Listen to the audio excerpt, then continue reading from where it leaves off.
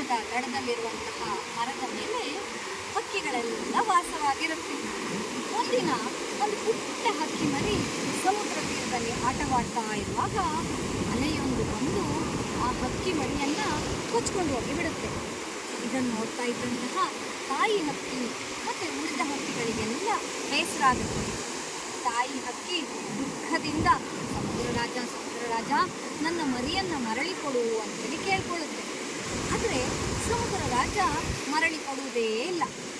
ಆಗ ಕೋಪಗೊಂಡಂತಹ ತಾಯಿ ಹಕ್ಕಿ ಹೇಳುತ್ತೆ, ನೀನು ಮರಳಿ ಕೊಡದಿದ್ರೆ ನಾನು ನಿನ್ನ ನೀರನ್ನೆಲ್ಲ ಖಾಲಿ ಮಾಡಿಬಿಡ್ತೀನಿ ಅಂಥೇಳಿ ಉಳಿದ ಹಕ್ಕಿಗಳ ಸಹಾಯದಿಂದ ತನ್ನ ಕೊಕ್ಕಿನಿಂದ ನೀರನ್ನು ತಗೊಂಡೋಗಿ ದಡಕ್ಕೆ ಹಾಕುವುದು, ದಡದಲ್ಲಿರುವಂತಹ ಮರಳನ್ನು ತಂದು ಸಮುದ್ರಕ್ಕೆ ಹಾಕುವುದು ಮಾಡ್ತಾ ಇತ್ತು.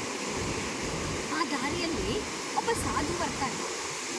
ಆ ಸಾಧುವಿಗೆ ಹಕ್ಕಿ ಮರಿಗಳ ಕೆಲಸವನ್ನು ನೋಡಿ ಆಶ್ಚರ್ಯ ಆಗುತ್ತೆ.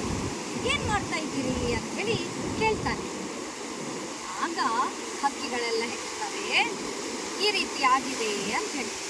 ಸಾಧುವಿಗೂ ಕೂಡ ತುಂಬ ಬೇಜಾರಾಗುತ್ತೆ. ಆಯಿತು, ನಾನು ನಿಮಗೆ ಸಹಾಯ ಮಾಡ್ತೀನಿ ಅಂಥೇಳಿ ಅಲ್ಲಿಯೇ ಗರುಡ ರಾಜನನ್ನು ಕುರಿತು ತಪಸ್ಸು ಮಾಡಲಿಕ್ಕೆ ಶುರು ಮಾಡ್ತಾನೆ. ಸಾಧುವಿನ ಭಕ್ತಿ ಮತ್ತು ಹಕ್ಕಿ ಮರಿಗಳ ದುಃಖವನ್ನು ಕಂಡಂತಹ ಗರುಡ ರಾಜ ಪ್ರತ್ಯಕ್ಷನಾಗಿ ಹಕ್ಕಿಗೆ ಸಹಾಯ ಮಾಡಲಿಕ್ಕೆ ಸಿದ್ಧನಾಗ್ತಾನೆ. ಸರಿ, ಗರುಡ ಹೇಳ್ತಾನೆ, ನೋಡು ಸಮುದ್ರ ರಾಜ, ನೀನಾಗಿಯೇ ಹಕ್ಕಿ ಮರಿಯನ್ನು ಕೊಟ್ಟರೆ ಒಳ್ಳೆಯದು, ಇಲ್ಲದಿದ್ದರೆ ನಾನೇ ನಿನ್ನ ನೀರನ್ನೆಲ್ಲ ಖಾಲಿ ಮಾಡಿಬಿಡ್ತೀನಿ ಅಂಥೇಳಿ. ಸಮುದ್ರಕ್ಕೆ ಭಯ ಆಗೋಗುತ್ತೆ. ಆಗ ಅವನೇ ಆ ಮರಿಯನ್ನು ತಂದು ಮರಳಿ ಕೊಡ್ತಾನೆ. ಉಳಿದ ಹಕ್ಕಿಗಳಿಗೆಲ್ಲ ಬಹಳ ಖುಷಿ ಆಗುತ್ತೆ. ಮರಿ ಹಕ್ಕಿ ತನ್ನ ತಾಯಿಯನ್ನು ತಬ್ಕೊಂಡು ತುಂಬ ಸಂತೋಷ ಪಡುತ್ತೆ.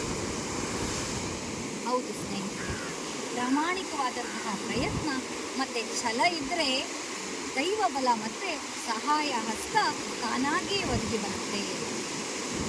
ಧನ್ಯವಾದ.